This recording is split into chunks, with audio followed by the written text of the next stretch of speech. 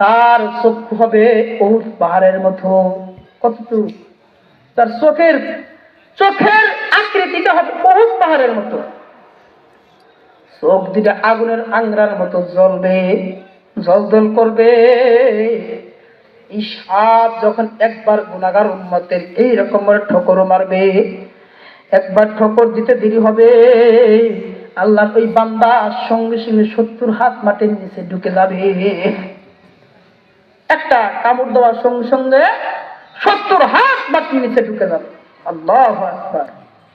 আবার আরেক ঠোকর চাই না তুলবে, আবার ঠুকরাবে, আবার তুলবে, আবার ঠুকরাবে।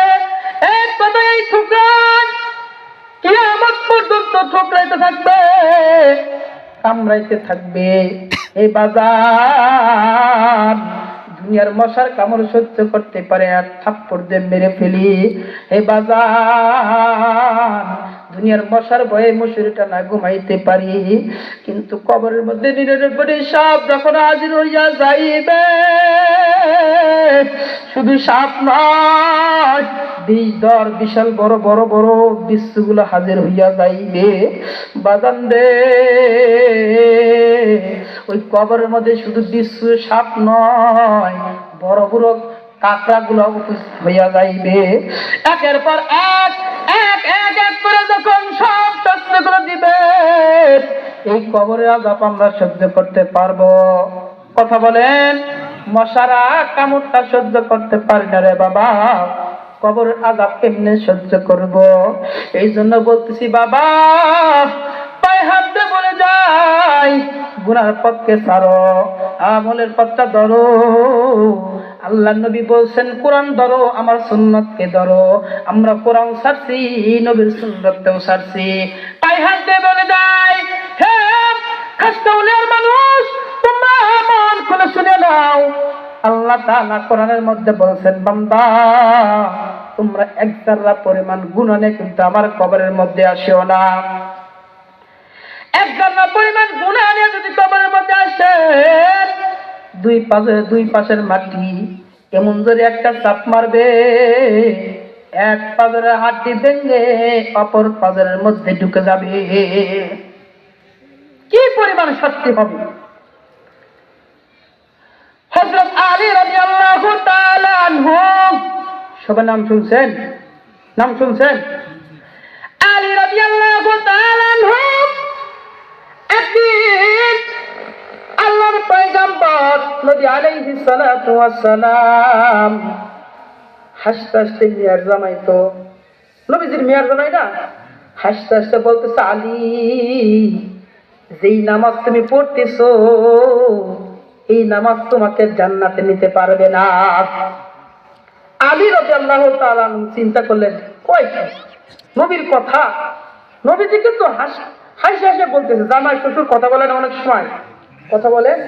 নবীজি তো তার জামাইয়ের ঈমানকে পরীক্ষা করতেছে, আমার জামাইয়ের আল্লাহর ভয় কতটুকু দিলের মধ্যে আছে, এটা পরীক্ষা করার জন্য বলতেছে, আলী, তুমি যে নামাজ পড়ো এই নামাজ তোমাকে জান্নাতে নিতে পারবে না। হযরত আলী রাদিয়াল্লাহু তাআলা এই কথাটা শোনার সঙ্গে সঙ্গে এক দৌড়তে ঘরের দরজা আটকায় দিয়েছেন। ঘরের দরজা আটকায় দিয়ে বলতেছে, পানের বিবি, বাইরে থেকে তালা মেরে দাও। বলে কেন? বলে আমি যে নামাজ পড়ি এই নামাজ আমাকে জান্নাতে নিতে পারবে না। ও পানের বিবি, ঘরের দরজা আটকায় দাও, আজ থেকে আমি আলী আর নামাজ পড়বো না। আলী রাদিয়াল্লাহু তাআলা বললেন, আজ থেকে নামাজই পড়বো না। মনোযোগ দিয়ে শোনেন, সাহাবা ইকরামদের নামাজের প্রতি কি পরিমাণ ইশক ছিল, ভালোবাসা ছিল। আলী রাদিয়াল্লাহু তাআলা পানির বিবিরে বললেন, পানির বিবি দরজাটা বাহির থেকে তালা মেরে দিলেন, আটকায়া দিলেন। আলী রাদিয়াল্লাহু তাআলা ঘরের মধ্যে যায় ফোপায় ফোপায় কাঁদতেছেন আর বলতেছেন, মালিক, এতটা দিন নামাজ পড়লাম, সব আমার বিফলে চলে গেল। আমি নামাজ পড়তেছি, এই নামাজ যদি আমাকে জান্নাতে নিতে না পারে, আমি আজ থেকে আর নামাজ পড়বো না। এই বলে কাঁদতেছে। এদিক থেকে মসজিদ থেকে আল্লাহু আকবার, আল্লাহু আকবার, আল্লাহ সবার বড়, আল্লাহ সবার বড়, আল্লাহু আকবার, আল্লাহু আকবার, আল্লাহ সবার বড়, আল্লাহ সবার বড়। এই আওয়াজটা যখন কানের মধ্যে আলী রাদিয়াল্লাহু তাআলা শুনছে, ঘরের মধ্যে থেকে ছটফট ছটফট করতেছেন বাইর হওয়ার জন্য।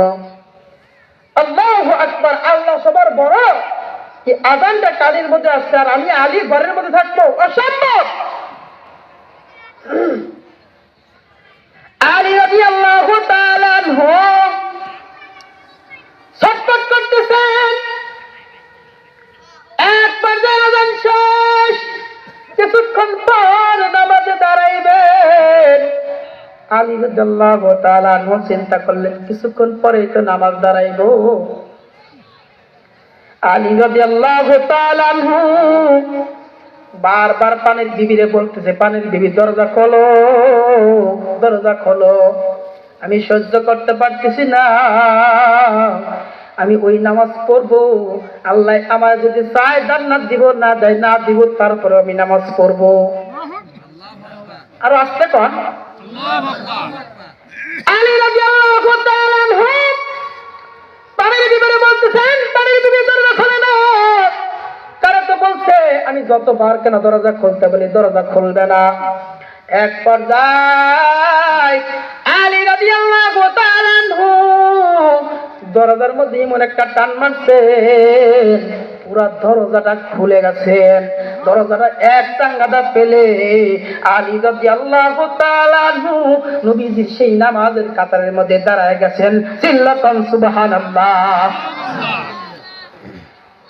নবী নামাজের শেষ করার পর বলতেছে, আলী, যেই নামাজ তোমাকে জান্নাতে নিতে পারবে না ওই নামাজ কেন পড়তে আইছো? আলী, তোমার ঈমানের পাওয়ারকে আমি পরীক্ষা করার জন্য বলছিলাম। আলী, তুমি ঈমানের একটা পরীক্ষা নিয়েছি, তুমি সেই পরীক্ষায় পাস করছো।